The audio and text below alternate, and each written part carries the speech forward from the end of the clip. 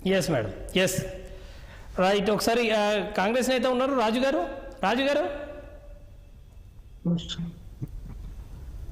Yes రాజు గారు, ఎట్లా చూస్తున్నారు దీన్ని?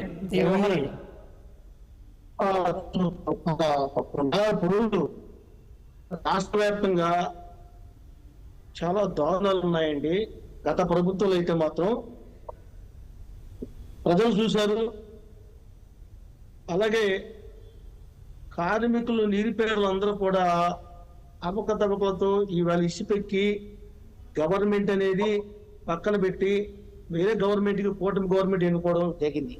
అయితే ఈ ఎవరైతే చిత్వాని అమ్మాయి చాలా చిన్న అమ్మాయి, కానీ ఆమెకు మరి ఇంత దారుణం. గత ప్రభుత్వంలో ఐపీఎస్ కానీ ఐఏఎస్ కానీ మరి దేశానికి రెండు కళ్ళు అంటున్నారు. రెండు కళ్ళు ఐపీఎస్ ఐఏఎస్ మీదే అప్పటి ఉంటుంది గవర్నమెంట్, కేంద్ర గవర్నమెంట్ అవనండి, రాష్ట్ర గవర్నమెంట్ అవనండి.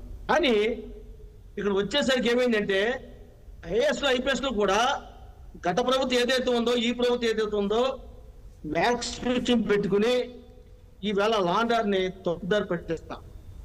దీన్ని కేంద్ర కూటమి గవర్నమెంట్ కూడా సిబిఐ ఎంక్వైరీ చేసి ఎవరైతే దీని మీద మరి ఆమెకు తీరని అన్యాయం చేశారో ఆ కుటుంబీకులు కానీ ఆమెకు కానీ అలాగే సమాజానికి మంచి మెసేజ్ ఇవ్వాలండి. ఐపీఎస్ ఐఏఎస్ కూడా ఈరోజు ఐపీఎస్ ఐఏఎస్ వల్ల ఎంతో ఆధారపడి మనం సమాజాన్ని నడుపుకుంటూ ప్రభుత్వాలు అయితేనేమండి పాలకులు అయితేనేమండి ఆధారపడి ఈ రాజ్యాంగాన్ని తొంగలో తొక్కి రాజ్యాంగాన్ని పక్కన పెట్టి మరి రాజ్యాంగం వ్యతిరేకతో ఐపీఎస్ కలిసి పనిచేయడం చాలా బాగుంది. వైసీపీ ప్రభుత్వం గత చేసింది కాబట్టి ఇవాళ చాలా ఓటమి జరిగింది. దాన్ని ఈ రకంగా మనం తప్పకుండా ఎవరైతే డిబేట్లోకి వచ్చారో అలాగే ప్రతి చోట ఒక డిబేట్ పెట్టి మరి ఆమెకి మద్దతుగా నిలిచి ఆమె ఏమైతే ఉన్నది లీగల్ లయబిలిటీగా కేసులు ఉన్నాయా, జైలుకి వెళ్ళిందా లేకపోతే అనిపించిందా అనేది పక్కన పెడతాం. అదేవద్దు. ఏమైతే మహిళ ఏమైతే హిందూ కోడ్ బిల్లు బాబాసాహెబ్ అంబేద్కర్ చెప్పారు, మహిళలకు స్వేచ్ఛ ఉండాలి, అలాగే ఉద్యోగరీత్యా ఉండాలి, పాలనలో ఉండాలి, అలాగే అన్ని రంగాల్లో కూడా నృత్య రంగాలు కానీ సినీ రంగంలో కానీ ఉండొచ్చు. అతను ఈవేళ రాజ్యాంగాన్ని చక్కగా తీర్చిదిద్దితే దాని వ్యతిరేక శక్తులు ఈవేళ గత ప్రభుత్వం చూసుకున్నారు. చాలా ఘోరంగా వైసీపీ ప్రభుత్వం ఎవరిచ్చింది.